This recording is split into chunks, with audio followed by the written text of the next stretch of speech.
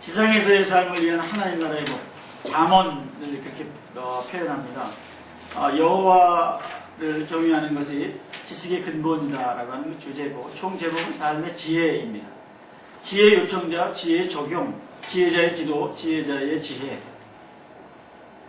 그리고 지혜의 효력과 상급, 지혜의 명령, 지혜의 기본 원리, 104번이나 언급된 지혜가 뭔가 하는 기본적인 그런 부분들에 대한 것을 간단하게 4개로 얘기했지만, 5개로 얘기했지만, 실제로는 104번이나 언급되어진 지혜에 대한 말씀을 우리가 만나게 됩니다.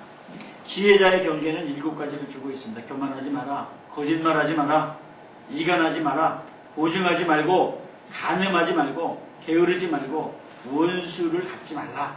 이렇게 7가지 얘기하고 있습니다.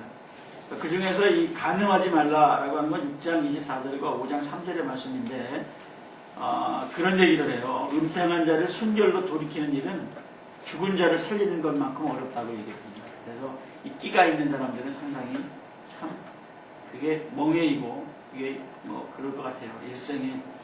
그 다음에 그 지혜자의 지혜 여기 밑에다가 말이죠. 여기 지혜 이꼬로 나 이꼬로 예수님. 이 8장 35절 36절 말이죠. 잠언에 나타난 복음이라 이끌어지는 말씀입니다. 여기 지혜는 바로 예수님입니다. 여기 보면 지혜자의 기도가 있는데요. 그것은 마태복음 6장 11절, 누가복음 11장 3절. 그 가난하게도 마옵시고 부하게도 마옵소서. 요거의 근거가 되는 그런 구절이 여기 있습니다. 그래서 이 지혜의 요청자들은 모든 이들이죠. 모든 이들. 뭐 아들들, 젊은이, 남편, 늙은이, 주인과 종, 여인, 아내 뭐 다 요청자입니다. 적용은 뭐 전체입니다. 그래서 사업을 하는 사람들은 최소한 이 잠언 한번 읽어야 되지 않겠는가. 저는 그 홈페이지를 만들면서 잠언 읽기 해서 1장 딱 들어가면 막 읽어주는 거 있죠. 그걸 이렇게 읽기를 이렇게 쭉. 잠언이 31장으로 되어 있기 때문에 그 31일 이거 보통 한 달에 한 번씩 잠언을 읽으면 아주 그 마음의 양약이 된다고 그래요. 저도 몇 년 동안 잠언을 매일 한 장씩 읽었고 365일 잠언 이런 조그만 소책자 같은 거 있어요. 그런데 보면 잠언에 한 절씩 이렇게 해가지고 또 이렇게 간단한 얘기들을 담아놓은 이런 책, 요 손바닥만한 책이 있거든요. 잠언을 31장을 31일 읽으면서 한 달에 한 번씩 잠언을 읽으면 최소한 1년이면 잠언 12번 읽을 수 있잖아요. 이것을 한 몇 년 동안 실천한 사람이 있는데 제가 이제 그때 이제 잠언 같이 읽기 운동 같은 거 했었거든요. 그래서 우리가 잠언을 한 달에 한 번씩 읽자. 하루에 한 장만 읽으면 한 달에 한 번 뛰는 거 아니에요. 그러니까 그렇게 해서 계속 1년 정도 실천해보면 12번 읽는 거랍니다. 2년 하면 24번이고 말이죠. 3년 하면 36번이고. 그래서 잠언을 여러 번 읽을 수 있다고 하는 거죠. 특별히 그 호크마, 다트, 비나라고 하는 지혜와 지식과 명철. 이 잠언에는 말이죠. 지혜와 지식과 명철이라는 단어는 상당히 많이 나옵니다. 이 지혜라고 하는 것은 단순한 과학적인 지식이나 도덕적, 철학적 지식이 아니라 종교적 지식 혹은 하나님께 대한 경건에서 발생하는 거룩한 통찰력 또는 지혜는 지식을 활용하는 능력이다 라고 이렇게 얘기를 하기도 합니다. 지혜는 지식을 활용하는 능력이라고 얘기합니다. 지식은 사물을 아는 마음의 작용, 지혜, understanding, 못 understanding? 뭐 이렇게 우리가 얘기하죠. 이거 understanding입니다. 그 다음에 이 명철은 참과 거짓, 선과 악을 분별하는 능력입니다. intelligence죠. 근데 그 총명하여 사리에 밝다. 그럴 때 이 총명, 그 명철, 이거가 그 관계를 가질 수 있습니다. 그 명철보신이라는 말이 있죠. 사자성어중에 명철보신. 총명하고 사리에 밝아서 이치에 맞는 일을 잘 처리하고 자신을 잘 보존하는 사람을 두고 이렇게 명철보신하는 이렇게 우리가 얘기하게 됩니다. 그래서 명철이라고 하는 그 이름이 상당히 많죠. 밝을 명철, 빛날 철자, 명철이. 그래서 번쩍번쩍 빛나는지 모르겠지만은 하여튼 그 명철이가 많습니다. 요즘은 지혜라는 이름이 많고요. 하은이, 성은이, 영은이, 우리도 다 있어요. 성은이부터 성은이, 하은이, 주은이. 성부 하나님, 성자 하나님, 성령 하나님의 은혜가 다 있는데 꼬맹이들이 뭐 하은이가 몇 명씩 되고 말이죠. 아마 이렇게 되는 경우가 많습니다. 자, 이제 욥기 계관을 보겠습니다. 이 목적과 주제가 있죠. 그리고 아버지의 예가 있고 솔로몬의 교훈 1, 솔로몬의 교훈 2, 그리고 지혜의 말씀, 일반적인 또 아굴의 교훈, 아굴의 기도라고 이끌어지는 30장, 그 다음에 르무얼의 잠언, 현숙한 아내에 대한 얘기가 나타나는 부분들을 보게 됩니다. 지혜는 어떤 것인가, 이 부분에서, 서론 부분에서 만나게 되고요. 지혜의 원리에 대해서 만나게 되고요. 지혜의 실천에 대해서 만나게 됩니다. 저자는 뭐 솔로몬, 그리고 이쪽은 아굴과 르무엘의 교훈이라고, 르무엘의 잠언이라고 이끌어지는 부분들이 한 장씩 있습니다. 이 잠언이라고 하는 표제의 의미, 미셸레 쉘로모라고 하는 이 표제의 의미는 보통의 진리나 값 있는 개념을 뜻깊은 말로 간단하게 표시한 것. 이스라엘 사람들은 이것을 마샬이라고 이렇게 했습니다. 비사, 노래, 속담, 속담거리, 잠언 이렇게 중심사상은 지혜, 이론적인 지식이 아니라 활용하는 능력이다. 기록 목적은 잠언 전체를 통해서 하나님을 경외하는 것이 지혜의 근본임을 가르치고 있습니다. 어리석은 자로 슬기롭게 하고 젊은 자에게는 지식과 근신함을 주기 위하고 인생의 모든 문제는 지혜로만 해결된다는 것을 체험하고 여호와를 경외하는 것이 지혜의 원천임을 가르치려고 하는 그러한 목적을 가지고 있음을 우리가 볼 수가 있습니다. 특별히 잠언은 말이죠. 듣는 성도들 속에 보존되고 입술에 있게 하여 아름답게 하고 말이죠. 하나님 여호와를 의뢰하게 하는데 잠언의 기록의 목적이 있습니다. 이 잠언 기록의 목적은 말이죠. 잠언 22장 17절로 21절 여기 그 메몬 안에 그 간주를 써놓으면 거기 찾아가면 좋습니다. 1장 1절로 6절 잠언의 목적 두 개로 이렇게 되어져 있음을 우리가 볼 수 있습니다. 진리의 말씀으로 화답하게 하려 함이 아니냐 이렇게 말씀하고 있습니다. 잠언을 찾아드립니다. 12가지 주제별로 한번 찾아보자. 지혜, 고역한 생활, 우정, 나쁜 친구, 말과연, 자녀교육 이렇게 되어져 있습니다. 잠언의 12대 주제를 6개씩 이렇게 해놨습니다. 관주를 보면서 그런 얘기들을 잠언 성경 속에서 찾아가지고 얘기들을 잘 정리해 놓는 것입니다. 그래서 우리가 지혜라든지 부도덕한 삶, 부도덕은 뭐 하나님을 경멸하는 것입니다. 우리가 윤리도덕적인 면에서 우리가 뭐 윤리나 도덕 종교는 아니지만 윤리도덕을 중요시하는 것만은 사실이거든요. 그래서 그런 부분들에 대한 교훈들이 성경에 있음을 분명히 잘 정리합니다. 자녀교육은 말이죠. 초다를 참아 못하는 자는 그 자식을 미워합니다. 자식을 사랑하는 자는 근실이 진지합니다. 정말 요즘은 자식을 사랑하는 게 아니라 자식을 배려놓는 사람들인 것 같은 젊은이들을 많이 보게 되는데 잘못해도요 야단을 안 줍니다. 그리고 누가 야단치면요 왜 남의 자식 야단치냐고 네가 뭔데 야단치냐고 그러면서 눈을 부라리고 그래가지고 사실 참 그게 너무 답답한 경우가 많이 있습니다. 그래서 이 자녀교육이라고 하는 것 정말 우리가 신중하게 생각해야 되겠죠. 교회에서는 특히 더 그런 것 같습니다. 그래서 애들이 이게 막 되게 이렇게 하는 것들에 대해서 정말 일정한 부분에 그런 어떤 얘기가 좀 있어서 성도들하고요 이런 타협점을 찾아서 말이죠. 우리 애들을 이렇게 잘 가르치자. 이렇게 막 놔둬가지고는 이거 안 되는 거 아니겠느냐 이렇게 얘기해요. 특별히 저는 그 전에 성도들보다는 일반 성도들보다는 목사나 장로의 자녀들이 교회에서 깽판치는 경우가 많습니다. 이게 아버지나 부모의 백그라운드를 힘입어가지고 그냥 애들이 막 나가거든요. 그래가지고 제가 이 목사 아들, 장로 아들 아주 두들겨 패가지고선 제가 교사 잘릴 뻔했는데 걔네들이 그렇습니다. 걔네들이 참 조심스러운 거죠. 그래서 저도 우리 애들한테 얘들이 목사의 딸이기 때문에 목사의 자녀이기 때문에 조심해야 되는 부분들이 있다 이렇게 얘기를 합니다. 그래서 우리 아이들은 목사 딸이라는 게 싫다고 그런 굴레를 쓰고 싶어 하지 않는. 그래서 우리도 자연인인데 말이죠. 똑같은 사람인데 말이죠. 왜 우리들만 이래야 되냐고 막 반항하고 그러는데 요즘은 철이 들어서 그런지 상당히 잘 교회 일도 돕고 있고 아빠 일에 많은 도움을 주어서 참 고맙고 감사하죠. 또 예쁘게 자라서 참 감사하죠. 잠언에 나오는 12가지 주제 두 번째는 절제, 같은 게으름, 교만, 결혼, 그리고 재물 이런 것들입니다. 그래서 이러한 것들을 통해서 잠언이 12주제로 이렇게 큰 틀을 가져가고 있다. 이렇게 보면 됩니다. 그 다음에 잠언에서의 지혜라고 하는 것, 그리고 작은 것들에게서 배우는 지혜, 이런 것들을 보면서 지혜의 표현 방법과 지혜가 하는 일들, 그리고 개미, 사반, 메뚜기, 도마뱀 이런 것들에게서 배우는 지혜가 무엇인가 그런 것들을 그 도표 속에다가 두었습니다. 그 다음에 잠언 1장을 이제 분해해서 우리가 시편 1장을 분해했던 것처럼 이렇게 여호와를 경외하라. 경외라고 하는 이르야라고 하는 단어가 거룩한 두려움이라고 그러죠. 그래서 여호와를 경외하는 것이 지식의 근본이다.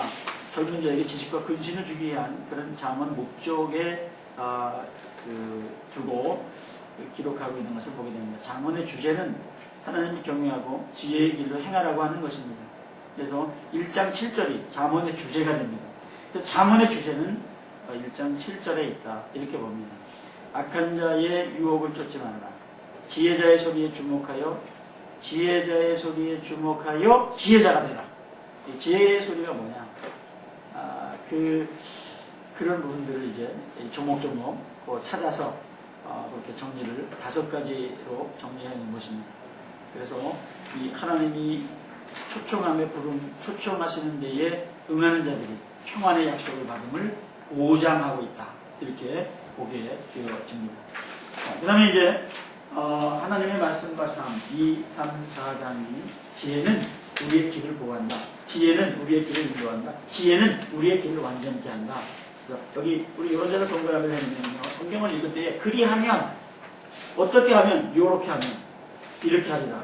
그러니까 이 그리하면이라고 있다고 하는 것은요. 전제된 부분들에 대한 이거를 연결고리를 붙들고 넘어가는 거기 때문에요. 요것만 얘기하면 안 됩니다. 요것만 읽어가지고는 안 되고 그리하면 요렇게 하면 요렇게 해 주시겠다는 약속이거든요. 조건부 약속입니다. 이게. 그래서 지혜와 상급의 추구, 인도자로서의 지혜. 그리하면 결론적으로 이 지혜를 마음속에 깊이 간직하라는 거예요. 말씀에 귀를 기울이라는 거예요. 말씀을 눈으로 보고 마음속에 지키라고 하는 거예요. 입술로 추한 거짓말을 하지 말라는 거고 좌우로 치우치지 말라는 거죠. 이게 하나님의 말씀과 삶 속에서 교훈되어져 있는 이 지혜가 우리 길을 보호하고 우리의 길을 인도하고 우리의 길을 완전케 한다라고 하는 이 연속적인 교훈 속에서 같은 틀을 가지고 있죠. 그리하면이라고 하는 이런 양식을 통해서 전후를 연결하는 그런 교훈의 방식을 취하고 있는 것을 우리가 볼 수가 있습니다. 그리하면 그래서 이제 잠언 5장서부터 7장까지 있는 이런 말씀들 속에서 특별히 아버지의 교훈, 내 아들아 이렇게 얘기합니다. 내 아들아라고 얘기하는 그런 이야기 속에서 음행하지 마라. 피해야 할 길 있다. 음행의 문제에 특별히 초점을 맞추죠. 정죄를 부르는 어리석음, 죄를 부르는 어리석음이 지적합니다. 그 다음에 6장에서는 말이죠. 빈곤을 부르는 어리석음이 무엇인가? 무책임, 게으름, 사악함. 이건 빈곤을 부르는 것이다.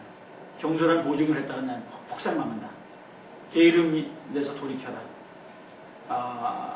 여호와가 미워하는 7가지, 서너 가지, 7가지, 교만한 눈, 거짓된 혀, 살인하는 손, 악한 마음, 악으로 달려간 발, 망령된 증인, 형제이간. 이거 하나님이 사악하다고 보고 하나님이 미워하는 7가지 종류다. 이렇게 우리 봅니다. 그 다음에 이제 여호와가 미워하는 자에 대한 설명들이 있습니다. 그리고 이제 죽음을 부르는 어리석음이 있습니다. 죽음을 부르는 것이고, 요것은 빈곤을 부르는 것이고, 요것은 정죄를 부르는, 이건 정죄함을 받는 그러한 죄. 요것은 빈곤을 일으키는 죄. 요것은 죽음을 일으키는 죄. 그러니까 무엇이냐? 하는 것들에 대해서 초점을 맞추어서 이야기하고 있는 그런 부분들입니다. 그래서 5, 6, 7장이 특별히 6장에 가서는 말이죠. 보증하지 말라. 우리가 이 크레딧 세상을 살아가면서 이 보증 세상을 살아가면서 보증하지 말라고 그랬다고 말이야. 난 보증 안 해. 그러면 내가 보증할 일이 생길 때는 상당히 보증 받을 일이 생길 때는 상당히 난감하거든요. 그러니까 나는 남에게 보증해주지 않으면서 그게 성경적이라고 얘기하면서 다른 사람에게 보증해달라고 보증서달라고 얘기하는 이 부분에 이 그 괴리가 있죠. 그렇죠? 우리가 이 크레딧 세상이기 때문에 나도 누군가의 보증을 필요로 할 때가 있습니다. 그러니까 우리가 그냥 덮어놓고 그냥 보증 안 된 그건 아니란 말이에요. 단서가 있잖아요. 경솔한 보증. 경솔한 보증을 하는 거예요. 그러니까 우리가 보증을 하되 신중한 마음으로 그렇게 보증해야지 된다. 그러니까 보증하지 마라 이런 건 아닙니다. 그 보증하지 말다고 하면 자기도 보증받지 못하는 거예요. 그렇잖아요. 나는 보증 안 하면서 다른 사람에게 보증해달라고 하는 이런 괴리, 이것들이 이기주의의 발로라고 생각합니다. 나는 아무것도 안 하고 나는 어떤 뭐 잔치나 어떤 행사나 어떤 일에 나는 안 가면서 말이죠. 자기 행사는 다 오라고 그러고 말이죠. 이런 것들은 이기주의다 이렇게 보는 거예요. 내가 그런 사람 봤어요. 안 다녀. 절대로 안 다녀. 근데 자기 무슨 행사할 때는 막 다 오라고. 여기도 전화하고 저기도 전화하고. 목사님 전화 안 했어요? 왔어. 아유. 그게 싫은 거야 그런 게. 그러니까 오고 가는 것들이 있어야 되는 거예요. 그런 사람 내가 매일 알고 있으니까. 손들을 꼽고 있어요. 절대로 안 가죠. 뭐 핑계를 계속 댑니다. 근데 내가 가는 걸 못 봤어. 이 사람들하고는 상종을 하지 말아요. 손을 끊어야 됩니다. 나는 끊었어요, 한 사람. 안 봐. 절대로 안 가지. 근데 상당히 부담을 주면서 불러요. 꼭 오라고. 자기 일 있을 때는, 야, 정말 철판이야, 진짜. 나도 안 가지, 이제. 그 다음에 이제 11장. 악인은 그 이웃을, 의인은 이웃을 기쁘게, 악인이 뭐 이웃을 기쁘게 하겠어, 슬프게 하겠죠. 11장에 대한, 이것은 왜 이 11장을 샘플로 잡았냐면요. 이 약간의 낱말 변화를 준다든지 서로 반대로 대조되는 사실을 나타낸다든지 다른 말씀으로 대조한다든지 이걸 비교될 진리와 비교될 것을 이렇게 권위적으로 비교한다든지 하는 이런 형식 분류를 그 샘플을 다 볼 수 있는 장이 11장입니다. 그래서 이 4개의 샘플을 가지고 봅니다. 그러나 형식 분류는 이해를 위한 방편일 뿐이고 진리를 알고자 하는 문자적 의미에 관심을 비거든요. 저는 말이죠, 이 성경이 이 바닥을 말이죠, 아주 새까맣게 써놨습니다. 새까맣게 써놨는데, 거기서는 여기 새까맣게 보이는지 안 보이는지 모르겠지만, 이렇게 보면 여기에 글씨가 딱하게 써져 있습니다. 물론 관주 같은 것도 연결해서 뭐 몇 장 몇 절 이렇게 써놓기도 했지만은, 뭐 여기 내 아들아 어찌하여 음녀를 연모하겠으며, 연모, 그러면 도취하다, 황홀하다, 실수하다, 뭐 이런 그 단어적 의미들도 이렇게 써놨습니다. 처음 들었어요. 악에 걸리며, 여기서 얘기하고 있는 이 악은 아온이라고 하는 단어인데, 뒤틀어진 성질, 개떡같은 성질, 그 성질 더러운 것, 그걸 거기에 그 악에 걸리고 그 죄의 줄에 매이지 말아라. 이렇게, 거기서 얘기하는 악은 아온이라고 하는 거구나. 이게 좀 다르거든요. 그래서 이제 그것들을 이렇게 문자적으로 이렇게 해놓은 것입니다. 그래서 그것들을 다 찾아서, 뭐 샘이다. 그러면 그 마콜리라고 하는 그 샘의 의미가 말이죠. 너는 내 음물에서 물을 마시며 내 샘에서 흐르는 물을 마셔라. 이게 무슨 얘기일까 말이죠. 찾아보는 거예요. 그 단어가 의미하는 그 이해들이 뭔가 말이죠. 이게 거기 옆에 있는 날개에 그렇게 써 있습니다. 자기 처만 사랑해라. 이렇게 써 있거든요. 그러니까 그런 의미야. 그 무슨 얘기인지 알잖아요. 그죠? 그렇게 딱 땡겨주면, 이게 무슨 얘기구나. 이렇게 안다는 말이에요. 근데 이거를 말이야, 날개도 없이 설명도 없이, 그렇다고 자기가 또 어디서 뭘 찾아다가 각주를 써놓은 것도 아니고, 그냥 읽어봐. 무슨 셈이냐, 그게? 뭘로 그냥 읽는 거예요. 그렇게 되면 설명 잘 안 된다는 거예요. 그래서 저는 이 자기 성경책에 연필을 들고 뭔가를 만들어가는 그런 작업을 하는 게 처음이에요. 근데 제가 많은 사람들 참 좋아하는 사람들 많습니다만 설교자 중에서 연필 들어 쓸 것이 많은 설교를 하는 사람. 참 그 사람 설교를 들으면 연필을 들어서 쓸 게 얼마나 많은지 몰라요. 야, 그게 그거라구나 라고 가장 그 쓸 것을 많이 제공하는 사람.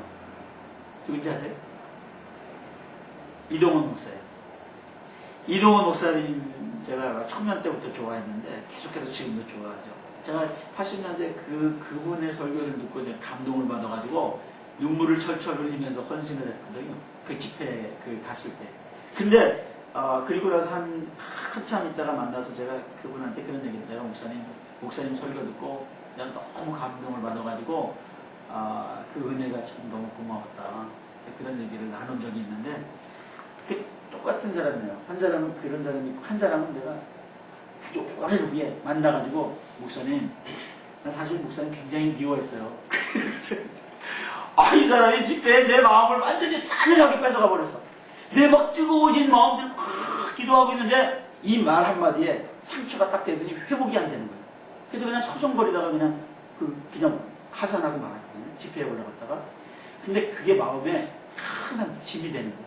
그래서 그분을 만났어요. 한 20여 년 지난 사람 만나서 내가 그 목사님한테 얘기했어요. 목사님, 나 옛날에, 목사님 뭐 기억을 못 하시기 뻔하고, 목사님 그런 기억도 하실 필요가 없지만, 내가 내 마음에 목사님에 대한 선입견과 내가 이렇게 불편함이 있는데, 내가 목사님한테 이런 얘기하고 싶다고, 무슨 얘기냐 하고 그러더라고요. 그래서 사실은 목사님에게 내가 20년 전에 상처를 받은 일이 있는데, 그게 잘 안 지워졌었는데, 내가 이제는 좀 정리하고 싶다고 그런 말씀을 드렸거든요. 그랬더니 뭐 하냐고 물어보고 목회한다고 그러니까 열심히 하라고 그러고 밖에서 이제 그 문제가 풀어진 적이 있었는데 이 설교를 들으면 말이죠. 뭐 쓸 게 있는 설교. 저도 맨날 그런 생각 많이 합니다. 뭐 좀 그 사람들이 뭐 좀 건져갈 건더기가 있는 무슨 그런 설교가 있는. 도대체 저 사람이 뭐 얘기하고 있고 지금 내가 뭘 적어야 될 걸인지를 도무지 모르는 그런 얘기를 하면 이게 안 된다고 생각해요. 그래서 그런 부분들을 이렇게 참 그 부분들을 참 잘 정리를 하는 편이에요. 그래서 지금 여기 보시면은 알겠지만 옛날에 히브리어 헬라어 이거 압니까? 모르지. 집사 때 처음부터 신앙생활 할 때 그래서 음역을 달아놨습니다. 거기다가 피스, 티스 이렇게 말이죠. 이래네 이렇게 그렇게 막 이렇게 적어놓은 거야. 거기다가 빨간 거를 이렇게 거기다 다 적어놓으면서 그렇게 그 책을 하나 또 띄고 또 하나 띄고 그 우리에게 주어진 책들이 그것이 장서가 이게 그냥 그 책꽂이에 꽂혀진 폼으로 꽂혀진 책이 아니라 전부 뭔가 밑줄 걷고 그 뭔가 내 것으로 만들려는 그 성경도 마찬가지예요. 저 성경 여기 있는 거 보시지만은 그냥 내버려둔 성경이 하나도 없습니다. 다 밑줄 걷고 거기 뭐 써놓고 이렇게 해놨거든요. 근데 특별히 잠언 그리고 계시록 그 바닥은 거의 까매요. 여러분들 잠언을 자주 배우는데 그냥 읽지 마시고 가능하면 그런 것들을 좀 적어놓으면 좋다라고 하는 것을 말씀을 드립니다. 그래서 저는 정말 많이 그 구원하라, 낙찰, 해방, 탈출, 보전 그런 의미들을 그 문맥 속에서 그런 단어를 사용하고 있구나. 이런 것들을 이렇게 다 적어놓으면 그 문맥의 이해가 훨씬 더 쉬워집니다. 그 문맥이나 그 문장 안에서의 의도하는 것을 모르고 영적인 부분들을 얘기한다는 것은 언어도난이라고 생각해요. 그 자체도 모르는데 영적은 무슨 쩍쩍거려봐야 입만만 다치는 거지. 그게 의미가 별로 없거든요. 그래서 이런 양식 분류, 형식 분류는 그냥 이해를 위한 방편이에요. 실제로는 문자적인 의미를 관심을 갖고 그게 거기에 왜 그렇게 쓰여져 있는가를 그걸 캐어내야 됩니다. 그래야 바르게 할 수 있습니다. 잠언 17장 20절 같은 데는 마음의 즐거움은 낙약이라도 그 심령의 근심은 뼈를 마르게 한다.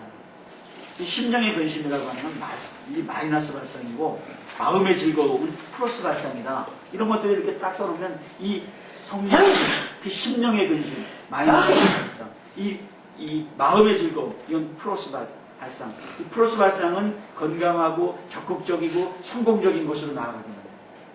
기쁨이, 즐거움, 이 윗니빨 보이는 이 작업. 저는 이게 인중이 길어가지고 이게 윗니빨이 잘 안 보여가지고 어떻게 보면 좀 합주기 같이 보일 때가 많이 있는데 아랫니빨은 잘 보입니다. 근데 우리가 윗니빨 보이는 작업들을 좀 한단 말이죠. 즐거움, 기쁜 마음 이런 것들이 중요하다.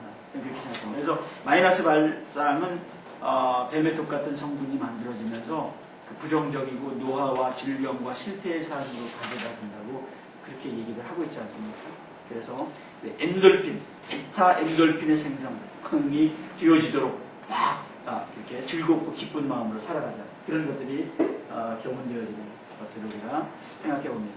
그 다음에 지혜 있는 자의 조언 22장 23장 선한 교육의 가치가 있다. 탐욕을 피하고 지혜를 얻어라.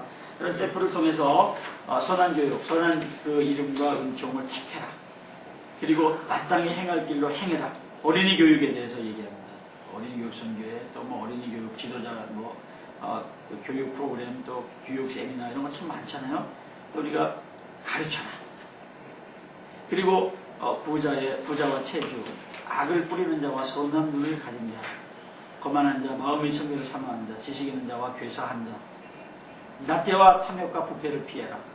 게으른 자, 음녀의 일, 부자의 학대, 지혜자의 말에 주의하라. 그 말씀에 마음을 두고 말씀을 마음속에 보존하고 말씀을 입술에 있게 하라. 이 22장이 잠언 목적, 1장 1절, 이 1장에만 있는 목적이 아니라 잠언 22장에도 잠언의 목적이 들어있음을 우리가 알게 되어지는 대목들입니다. 압제를 금하고 자기 사업에 근실에 행해라. 피해야 될 것. 악한 자로서 탈취하지 마라. 공고한 자를 압제하지 마라. 누구를 품는 자와 사귀지 말라. 울분한 자와 동행하지 말라. 남의 빚에 보증이 되지 말라. 선조의 예측의 색을 옮기지 말라. 뭐 이런 것들이 하지 말아야 될 부분들에 대한 교훈이다. 이렇게 우리 봅니다. 탐욕을 피하고 지혜를 얻으라. 먹는 것과 재물을 탐내지 말라. 이 진수성찬, 진찬을 조심하라. 이런 말씀이 있습니다. 우리 친구가 그 전에 그 아들 둘이 있는데 아들 둘의 이름을 갖다 하나는 진수고 하나는 성찬이를 줬어요. 그래서 며칠은 몰랐어. 이게 진수야 그럴 때 성찬아 그러고 따로 부를 때는 몰랐는데 가만히 보니까 진수성찬이야. 그래서 둘의 이름이 그래서 야, 우리 애들을 진수성찬이라고 줬냐? 그랬더니 먹는 문제 해결 보통을 받아서 얘들은 좀 먹는 문제는 좀 해결되었으면 좋겠다는 생각으로 진수성찬이를. 예. 결국은 목회자 이렇게 얘기하지 않고 돈 버는 길로 가더라고요. 예. 어리석고 사악한 일을 금해라. 지혜를 얻어 정도로 행해라. 그리고 음료와 술 취함을 멀리하라. 그리고 술 취함에 대한 성경의 경고가 있죠. 재앙과 근심과 분쟁과 원망, 까닭없는 창상, 붉은 눈 이런 것들을 통해서 파멸되어질 것을 예언하고 있습니다. 요즘 뭐 일설에 보면은 술을 뭐 한 잔씩 하는 사람들이 있다고 그러는데 사실 이거는 뭐 옛날엔 했을지 모르지만 이게 은혜 받은 이후에 또 특별히 그 목회자 이 사명자들은 이거 하면 안 된다고 생각합니다. 이거 뭐 안 해도 충분히 살더라고요. 뭐 술을 안 먹고 담배 안 펴도 사람들하고 얼마든지 교제 나누고요. 사람들하고 얼마든지 대화거리 많고요. 이건 뭐 정말 뭐 재미있게 살 수 있습니다. 술 안 먹고 어떻게 무슨 재미로 사냐고 그러는데 너는 술 처먹고 그냥 그 술 먹는 재미로 살아라. 얘 뭐. 그리고 그냥 우리는 그냥 딴 재미로 살아야 되는데 그거 싸울 일이 없잖아요. 근데 우리가 목회자들 특별히 술 한 잔씩 먹고 엉뚱한 짓 하는 것은 상당히 금해야지 되는 일이에요. 전 답답해요. 그런 거 없더만. 술 한 잔 먹는 게 뭐 술 안 먹는 사람을 아주 그 바리새인인 것 같이 막 이상한 눈으로 쳐다보고 그런 사람을 볼 때마다 내가 이상한 사람인 것 같아서 어떨 때는 좀 불편할 때가 있습니다. 근데 너무 많아요. 그런 사람들이. 예. 내 주변에만 그런 사람들이 유독 있는 건지 모르겠지만 정말 많습니다. 답답해요. 술에 취하면 음란하고 허황된 마음이 생기는 게 당연하고요. 바다에 가운데 누운 자와 돛대 위에 누운 자 같이 위태로운 상태에서도 그 위태함을 모릅니다. 무감각한 상태에 빠지게 되고 술을 깬 후에도 술을 찾는 악순환을 해요. 우리 뭐 알잖아요. 술 하여튼 진탕 먹어놓고 그 다음날 아침에 해장술 먹는다고 또 술 먹고 말이지. 이게 술 먹는 사람들의 그 습관이거든요. 이런 것들은 우리가 조심해야지 돼요. 목회자들하고 얘기하면서 이거 우리가 조심해야 된다면 이게 참 보통 아이러니가 아닐 수 없습니다. 예. 근데 현실이 그런 상황 속에 있다고 하는 안타까움이 있습니다. 그 다음에 잠언 25장에서 29장 얘기를 보면서 25장서부터 29장까지는 솔로몬의 잠언 중에 지식의 왕이 편집한 것임을 분명히 하고 있습니다. 이것도 솔로몬의 자문이요 유다왕 히스기야의 시내들이 편집한 것이다. 이 25장에서부터 29장까지 편집한 것이라고 하는 얘기를 합니다. 하기야 솔로몬이 3,000자문을 진 사람이니까 3,000자문 중에서 여기에 발주되어져 있는 것들은 편집되어진 부분들이에요. 많이 자르고 이렇게 가지치고 그래가지고 걸러가지고 여기에 이렇게 올라오는 것이죠. 3,000개 중에 31장 지금 이렇게 구성되어져 있으니까 아마 많은 부분들을 이렇게 정리를 했을 거라고 생각을 합니다. 25장, 26장, 27장, 28장, 29장까지 요 히스기야의 신하들이 편집한 이것, 아마 그 서기관이었던 셈나와 그 사관이었던 요아 같은 사람들에 의해서 이게 편집이 됐을 거예요. 왕이 뭐 자기가 뭐 이거 들고 앉아가지고서 뭐 했을 것 같지는 않고, 히스기야 임금님 때에 그 서기관이었던 셈나와 사관이었던 요아 같은 사람들에 의해서 이게 이렇게 잘 정리가 되었을 거라고 하는 생각을 해봅니다. 그래서 히스기야의 신하들이 편집한 거다 보니까 그 히스기야의 신하들이 누구라고 얘기는 안 하지만 셈나와 요나일 거라고 생각을 합니다. 25장에 정의에 합당하게 행하라. 미련한 자와 게으른 자, 겸손하게 주어진 일에 충성하라. 여호와를 의지하여 율법을 지켜라. 여호와를 의지하여 공의를 행하자. 주로 이 대적법이나 비교법이나 이런 것들을 사용한 그런 교훈들의 그 샘플을 여기 옆에다가 이런 그 형식의 그 샘플들을 이렇게 준 겁니다. 악인과 의인이랄지, 지혜와 욕망이랄지, 공의와 뇌물이랄지 이런 것들을 이렇게 비교하거나 대조하거나 이런 형식들에 대한 것들을 볼 수 있게 이렇게 하는 겁니다. 그 다음에 이제 전도서를 가죠. 이 전도서로 가면은 참 복잡합니다. 이 전도서가 불과 그 12장밖에 안 되면서도 인생 철학의 문제를 담고 있는 것입니다. 이게 벌써 바닥이 복잡하잖아요. 이제 뭐 어디서부터 어떻게 설명해야 될지 이거 설명하다 보면 하루가 다 갈 것 같은 느낌이 들 만큼 빡빡한 게 복잡하단 말이죠. 네? 역설적이죠. 역설적이죠. 이 파라독스라고 하죠. 역설이라고 하죠.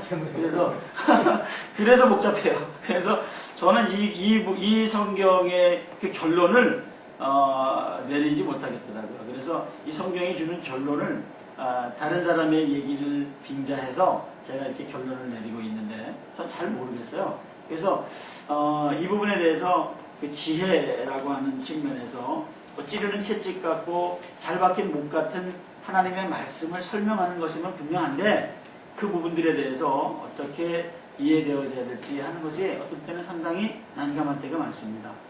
여기 그 신학적인 의미 속에서 찌르는 채찍 같다고 할 때에 높은 채찍, 가시 채찍, 뭐 가죽 채찍, 채찍도 굉장히 많더라고요. 여러 가지 채찍이 있어요. 인생 채찍에 이르기까지 그 성경적인 그런 간주들을 이렇게 쭉 놔줬습니다.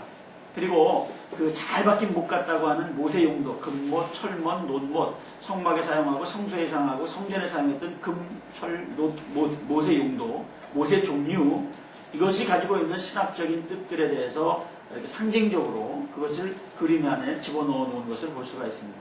지혜와 말씀 대신 예수님이 연결되어져 있다고 하는 말씀의 역사도 또 이렇게 그 네모칸 속에 이렇게 쭉 넣어놨거든요.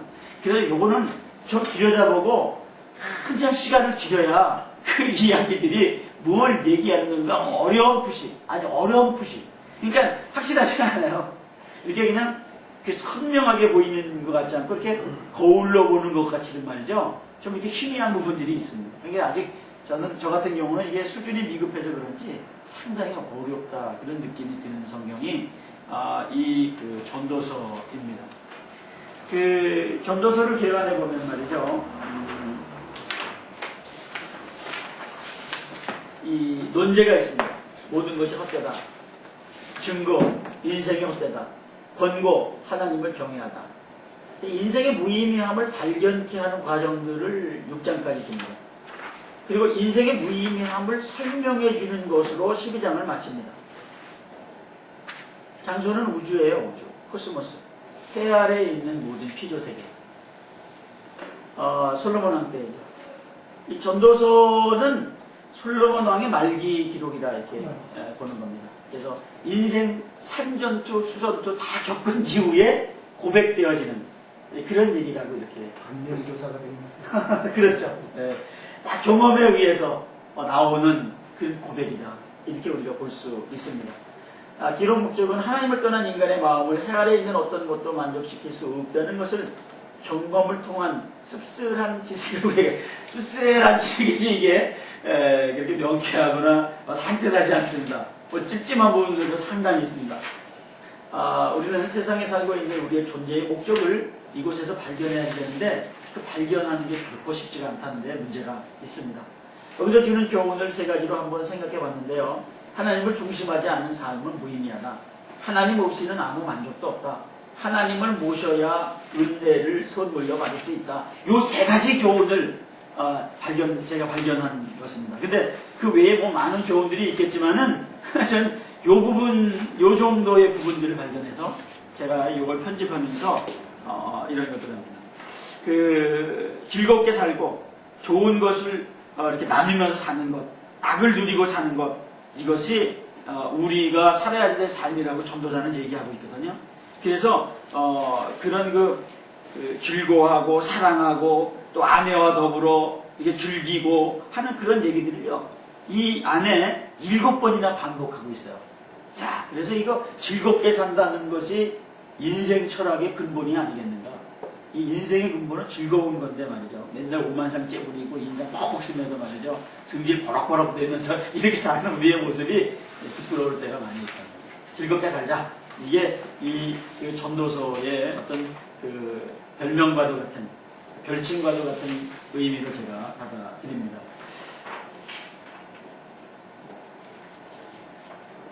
인생이란 무엇인가 라고 하는 얘기를 할 때마다 생각나는 사람 있죠? 인생이란 무엇인가. 최희진이라고 하는 그 가수가 생각나죠?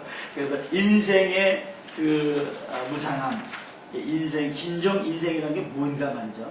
그런 질문들을 우리가 가지고 살잖아요. 근데 그런 것들에 대한 답이 여기 있다는데, 우리가 이 답을 우리가 한번 찾아 들어가 보자 말이죠. 하나님의 없는 삶에 대해서 헛되다고 얘기합니다. 이게 헛되다고 하는 것에 대한 증거를 대는 거예요. 해 아래 헛된 것들, 헛됨을 추구하는 사람들에 대한 수고가 헛되다는 거죠. 그리고 시간이라고 하는 게 뭔가? Living the time. 이 세월에 대한 얘기, 시간에 대한 얘기. 그래서 이 시간의 허무, 시간의 교훈, 시간에 대한 심판, 누구에게나 공평하게 주어지는 그 시간. 그래서 그 시간을 계산해 본 거예요. 거기다가 1일 24시간 1440분, 1주간 24시간 곱하기 7하니까 168시간, 그거는 9080분. 뭐 더 계속해서 이렇게 한 달, 1년 뭐 이렇게 계산할 수 있겠죠. 그 엄청난 그 시간을 우리에게 하나님이 선물로 주시는 거예요. 매일 통장에 1440원씩 어김없이 입금이 되어지는 거죠. 그리고 그것을 틀림없이 써야지 되는 거예요. 또 어떻게 썼느냐라고 하는 것을 묻지 않겠느냐. 통장에다가 입금한 분이 나중에 통장에 입금한 것 어떻게 썼느냐고 그 계산할 때가 있지 않겠느냐. 뭐 그런 얘기를 한번 생각해 보게 됩니다. 그 다음에 인생의 헛됨, 모순이죠. 모순. 위로자가 없다, 휴식이 없다, 동무도 없다, 다른 것도 없다. 정의가 오히려 불의에게 지배당하고 있는 그 모순, 그 역설, 그 패러독스를 얘기하고 있다. 그러나 고린도후서 1장 3절로 6절은 모든 위로에 하나님이 위로하신다. 하나님이 위로하신다. 5장에 보면 헛된 예배에 대합니다. 무익한 예배가 어떤 것인가를 파헤쳐 참된 예배를 가리키자 하는 참 그 역설을 만나게 됩니다. 예배의 세 가지 중요한 요소. 하나님 말씀 듣기 위해서 나오십시오. 하나님을 경외함으로 만나십시오. 그리고 서원하십시오. 예배의 열매이며 서원한 것은 잘 지켜야 됨을 교훈하고 있거든요. 그래서 우리가 세 가지 중요한 요소는 말씀 듣기 위해 나오시오, 하나님을 경외함으로 만나시오, 그리고 서원하시오. 이렇게 얘기하고 있는 것입니다. 그 다음에 인생의 불평, 재물을 모으는 자의 헛됨, 하나님의 선물의 헛됨, 재물과 부요, 존귀의 헛됨, 인생의 헛됨. 불평하고 있죠. 지킬 수 없어요. 누릴 수 없어요. 즐길 수 없어요. 내일이 없어요. 이게 인생들의 불평이라는 거예요. 그래서 우리가 이게 반대로 역설적으로 생각하면은 지킵시다, 누립시다, 즐깁시다, 우리에게 비전을 가지고 삽시다. 이게 우리 믿는 사람들의 역설적인 교훈들을 통해서 받는 우리의 삶이라는 거죠. 그래서 이 그 헛된 삶, 불평만 하고 있는 삶, 이게 이런 삶인데, 우리는 이 플러스 발상으로 우리가 불평이 아니라 감사하는 삶. 그것은 이것과 반대로 생각하면 되죠. 그죠? 그러니까 우리가 이렇게 지킬 수 없어요. 그러면 뭐죠? 우리는 지키자는 거죠. 그리고 누릴 수 없어요. 누리자는 거죠. 즐길 수 없어요. 즐기자는 거죠. 내일이 없어요. 내일의 소망을 갖자는 거죠. 이 역설이에요. 그게. 네. 자, 그 다음에 1장에서부터 6장까지 그렇게 얘기한 다음에 7장에서부터 12장까지 인생의 무의미함을 설명하고 있는 부분들을 우리가 만나게 됩니다. 7장을 우리가 역설의 장이라고 불러요. 7장 이후부터는 전도자가 무엇을 말하려는 것인지 종잡기가 사실은 좀 어렵습니다. 그러나 우리는 인내해야 하고 좋아했던 옛 시절과 비교해서 우리의 시대가 악한 것만을 불평하지 말아야지 됩니다. 하나님을 두려워하여 그 앞에서 경외하는 자는 잘되고 악인은 잘못될 것이라고 하는 교훈을 우리에게 주고 있음이 분명한데, 이런 우화적인 상징을 통해서 인생이 무엇인가를 가르쳐 주려고 하는 그 가르침에 우리가 좀 관심 가져야 되겠다, 그런 것입니다. 특별히 7장에서 7가지 역설이 있습니다. 아름다운 이름이 보배로운 기름보다 낫다. 죽는 날이 출생하는 날보다 낫고, 초상집에 가는 것이 잔치집에 가는 것보다 낫고, 슬픔이 웃음보다 낫고, 책망이 노래보다 낫고, 끝이 시작보다 낫고, 참는 마음이 교만한 마음보다 낫다. 우리는 가끔 이거는 잘 사용하죠. 초상집에 가는 것이 잔치집에 가는 것보다 낫다. 그렇죠? 네. 그러나 초상집에도 가고 잔치집에도 가자. 그렇게 얘기합니다. 그래서 잔치집에 안 오면 서운해요. 물론 초상집에 안 오면 외수될 수도 있죠. 그래서 그런 부분들 우리가 그 생애 역설의 장 속의 역설이다. 그 다음에 이제 8장을 우리가 지혜의 장이라고 하는데요. 참 지혜자의 행동, 유대인들이 이해했던 지혜의 개념, 탈무드에서 정의하는 지혜의 4단계. 저는 이 홈페이지에다가 탈무드를 갖다가 집어넣어놨습니다. 그래서 그 탈무드에 들어가 보니까 탈무드 딱 들어가서 자기가 탈무드 교훈들, 탈무드 한 권을 거기다 이렇게 집어넣어놨는데 가서 이렇게 쭉 찾아보면 말이죠. 그 탈무드는 이상하게 내 취향이 아닌 것 같아요. 그 성적인 얘기, 여자 문제 얘기, 이런 얘기가 상당히 많습니다. 그래서 그런 부분들의 취향이 아니거든요. 좀 딴 얘기 좀 했으면 좋겠는데 그 탈무드 보니까 그런 얘기들이 무척 많더라고요.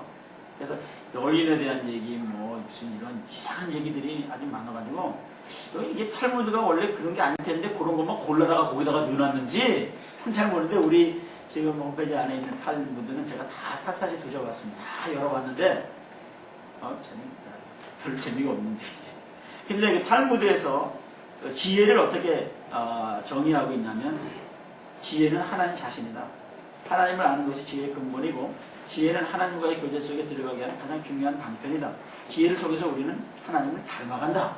이 탈무드에서 지혜를 정의하고 있는 4가지입니다. 탈무드가 정의하는 그런 유대인들이 이해했던 지혜의 개념, 그걸 우리가 알지 못하면 지금 여기에 이 설명하고 있는 이 8장에서 설명하고 있는 이런 하나님의 신비스러운 섭리에 관해서 우리가 알 수 있겠느냐 하는 것입니다. 그래서 이런 왕 앞에서 지혜자의 행동, 그리고 보면은 말이죠, 모순과 불합리한 세상 속에서 우리가 깨달아야 할 그런 지혜, 이런 것들을 얘기하는데요. 사실은 잘 몰라요. 그게 무슨 얘기하는 건가. 그래서 이런 기본 틀을 가지고 이해하려고 들어갈 때에 조금 알아지는 것 같은데 잘 모르겠습니다. 그 다음에 이게 삶이라고 하는 게 뭐냐, 9장에 가면은 말이죠, 삶이라고 하는 문제에 대해서 언급하고 있습니다. 죽음 앞에는 선민과 악인이 다 똑같다. 해 아래서 그 즐거움이라는 게 뭐냐, 인간의 의도대로 되지 않는 것이 세상의 일이다 말이야. 내 마음대로 되면 그 세상이 얼마나 재미가 없겠냐 말이지. 내 생각대로 되면 그냥 세상은 벌써 뒤집어져도 여러 번 뒤집어졌을 거라고 저는 그런 표현을 많이 쓰는데 말이죠. 세상은 인간의 생각대로 되는 것, 인간의 의지대로 의도하는 대로 되지 않는다. 그게 9장에서의 교훈입니다. 허상과 실상 속에서 삶의 진실을 보게 하는 열쇠. 모두에게 한 가지 분명한 것은 운명이 기다림뿐이다 라고 하는 그런 교훈을 준다면, 그 다음에 그 매사가 인간의 뜻대로 되는 것은 아니며 힘보다 나은 지혜가 우월하다고 하는 사실을 가르쳐주고 있을 뿐이다. 그 다음에 우매자의 삶 속에서 10장은 우리의 삶을 어떻게 만드는 것들이 뭐냐. 이 작은 거 경하게 가볍게 여겼다가 이 큰 코 다치는 말이죠. 그런 일들이 있다. 죽은 파리가 향기로움에 악취를 내게 하는 거다. 그럴 땐 선택의 우매, 지혜자의 그 마음 오른편, 우매자의 마음 왼편, 오른편, 왼편, 네 편, 내 편, 그거 있잖아요. 그래서 아마 어쩌면 얘기하고 있지 않은 예수님의 십자가상의 한편 강도를 갖다 말이에요. 그 편을 오른편이라고 생각하는 사람들이 많은 것 같습니다. 그러나 성경에는 오른편 강도가 낙원에 갔다. 왼편 강도는 지옥에 갔다. 뭐 그렇게 되어 있죠. 한편 강도. 이렇게 얘기하고 있음을 볼 수 있는데, 그 무절제한 언어 생활의 우매, 그리고 감정에 근거한 결단, 이런 것들이 우매자의 삶이라는 거예요. 그럼 어떻게 살 건가? 명령과 권고, 믿음으로 주는 삶, 구제와 근면, 하나님 앞에 책임 있는 삶, 현재의 중요성. 결론으로 보면 청년의 때 창조자를 기억해라. 하나님을 경외하고 그 명령을 지켜라. 법칙 따라 살아야 된다는 거죠. 법 따라 살아야 된다는 거죠. 그리고 우화적인 표현의 상징을 봅니다. 전도서 마지막 결론을 보지 않고 부분만 읽으면 자살하기가 쉽다. 생애의 역설과 모순을 바라보면서 전도서 기자의 바른 신앙을 발견하여 하나님의 뜻이 무엇인가 관심을 기울여야 할 것이다.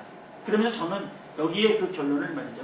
아레이 토레이의 인생 좌우명으로 결론을 삼고자 해서 제가 결론을 여기다가 적지 않고 토레이의 좌우명을 적으면서 이 전도서의 결론을 삼으려고 하는 그런 마음을 가지고 여기다 그런 의도로 요 한 얘기를 적어놓은 겁니다. 주여, 제가 성령에 충만하지 않았을 때 말하지 않게 하소서. 제가 성령에 충만하지 않았을 때 인생에 있어서 어떤 중대한 결정을 내리지 말게 하소서. 제 마음을 진정하게 하소서. 주님 앞에 제가 조용하며 잠잠하게 하소서.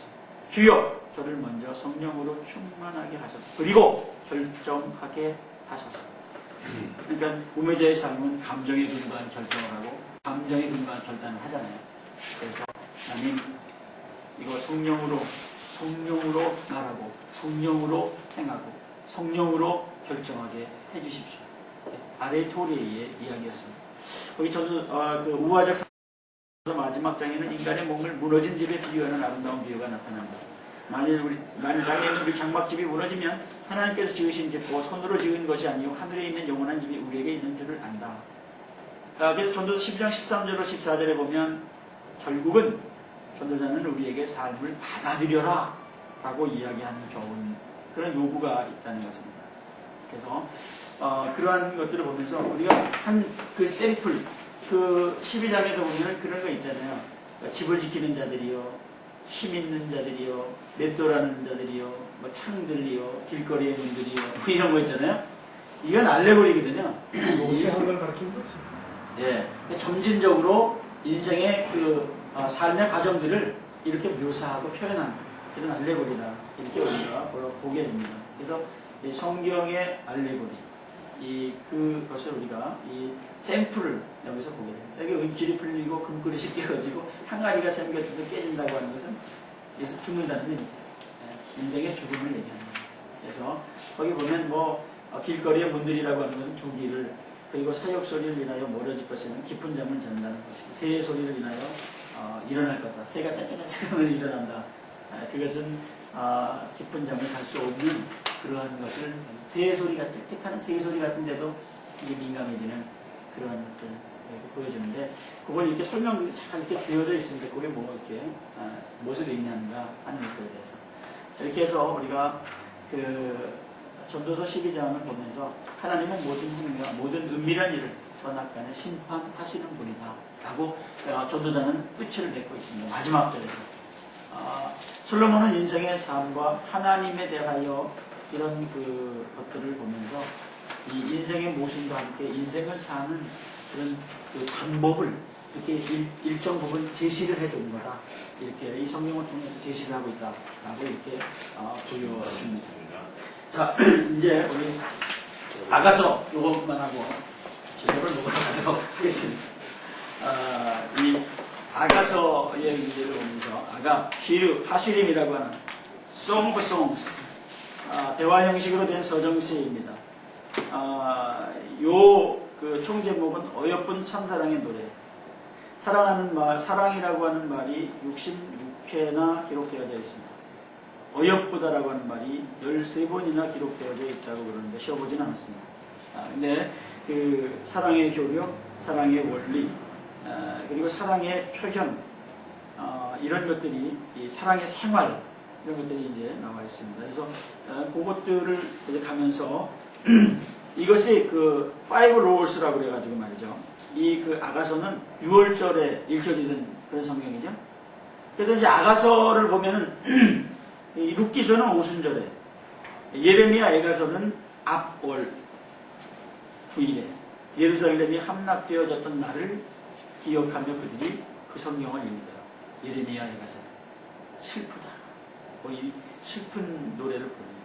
그리고 그 전도서는 장막절에, 그리고 에스더는 불임절에 읽혀졌던 것이기에 이것은 Five Noles라고 이렇게 얘기합니다. 5개의 절기에 읽혀지는 그런 책. 근데 여기 이 아가서는 6월절에 읽혀졌던 그런 책이다. 이렇게 얘기하죠.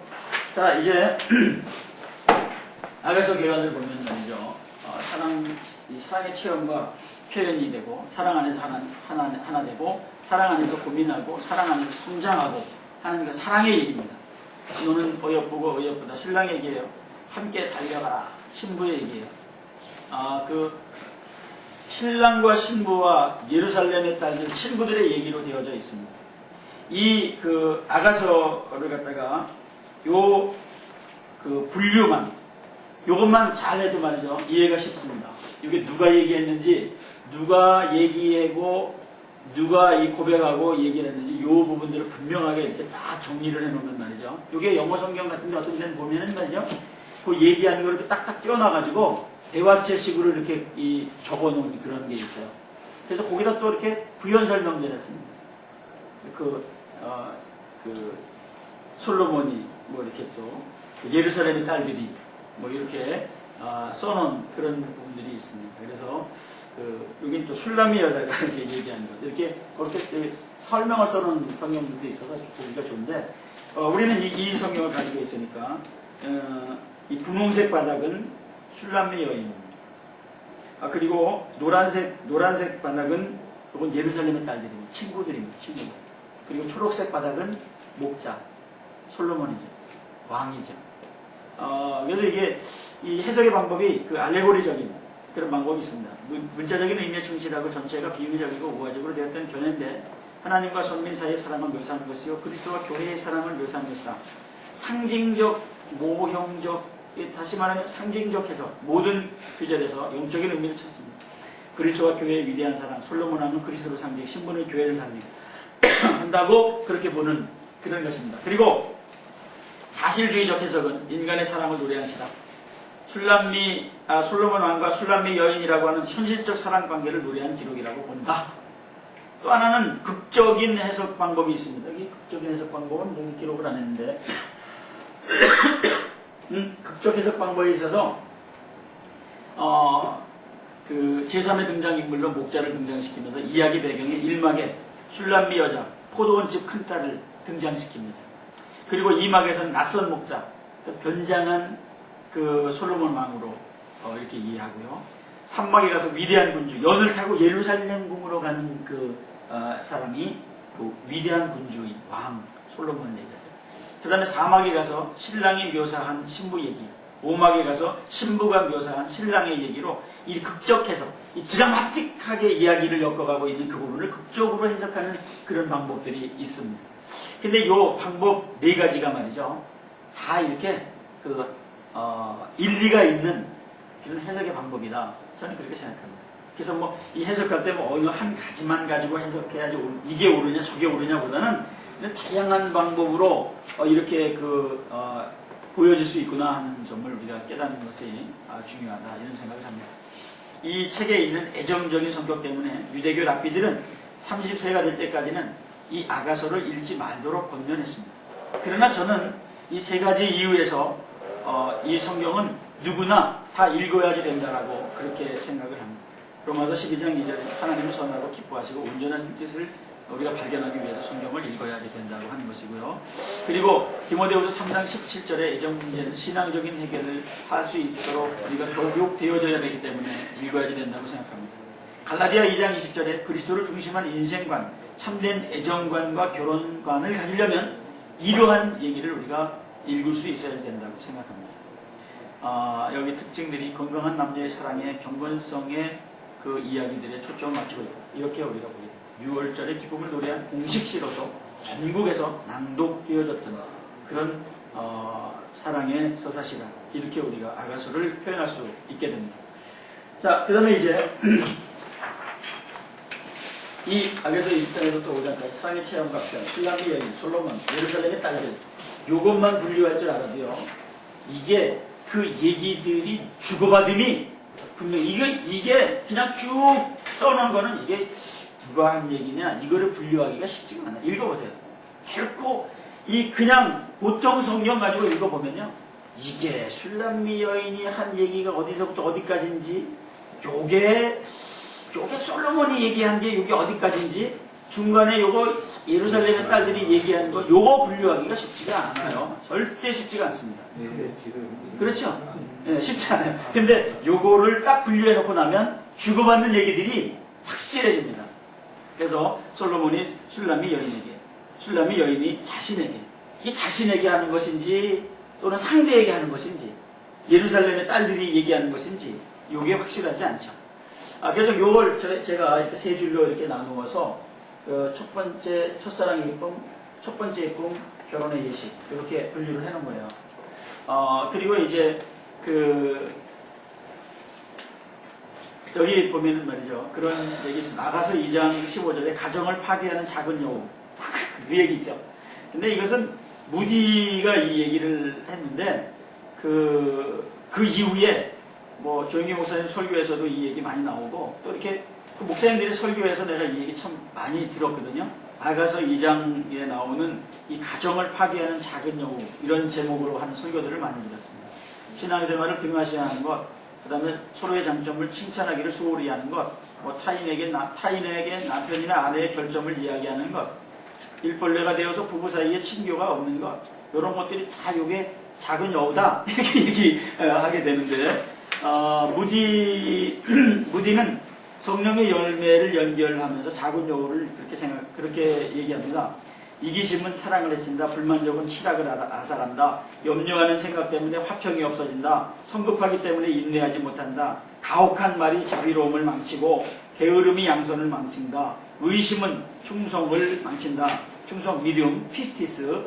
그 다음에 교만은 온유하지 못하게 한다. 세속적인 쾌락은 절제를 못하게 하고, 불순종은 하나님과 교제를 망친다. 잘못된 활동은 공사를 그르치게 하고, 시기가 그리스도인의 연합을 깨뜨린다. 공상은 예배와 헌신을 망친다. 이런 여우를 잡아야지 됩니다. 그래서 이런 여우들을 이걸 어떻게 해야 될 것이냐라고 이 여우를 설명하는 D.L. 무디의 그런 포도원을 허는 작은 여우, 2장 15절. 근데 2장 15절을 상당히 많이 그 설교 제목으로 삼아서 설교하는 그런 것들을 우리가 보게 되어집니다. 여러분들도 그런 부분들을 한번 이렇게 보면서 어떤 여우가 있는지 여우들을 좀 잡아내면 가정의 화평이 있게 될 거라고 생각을 합니다. 자, 그 다음에 그 시련을 겪는 사랑과 그 승리에 대한 이야기들이 8장까지 있는데, 신혼이 끝나고 사랑하는 성장하는데, 여기요, 요 두 개가 교송이라고 하는 거죠. 사랑을 신랑이 묘사한 신부의 이야기, 신부가 묘사한 신랑의 이야기. 그래서 신랑은 신부에 대해서 이런 마음을 가지고 이런 고백을 하고요, 신부는 신랑에 대해서 이런 마음을 가지고 이런 고백을 하고, 이 신부가 말이죠, 신랑 앞에서 요거를 한번 딱 얘기해주면 신랑이 무지 기분이 좋을 거라고 생각을 합니다. 그리고 이 신랑은 신부 앞에서 요 얘기를 읽어주면서 이렇게 참 난 너를 사랑한다고 말이지, 정말 좋다고 말이지, 그렇게 얘기를 해주면, 근데 이거 잘해야지 말이죠. 얼굴이 시커먼 사람한테 가가지고선 말이죠, 이야 넌 정말 이빨은 그냥 들이띵띵하고 그냥 양치질은 안 했는데, 이야 너 이가 양털같이 희다야, 그러면 놀리는 거가 되고 저러면 희랑하는 거 되죠. 우리가 그렇게 해서는 안 되겠지만 성경을 한번 읽어주는 거예요. 예, 신랑이 신부에게, 신부가 신랑에게. 그래서 저는 이렇게 강의를 하면서 이 아가서를 할 때는 그런 얘기 합니다. 결혼한 사람들이요. 우리가 이거 한번 가지고, 두 내외가 한번 신랑이 신부에게 하는 얘기를 한번 이 교성 형식으로 신랑이 신부에게 먼저 하고, 그리고 신부가 신랑에게 한번 이걸 한번 읽어보자.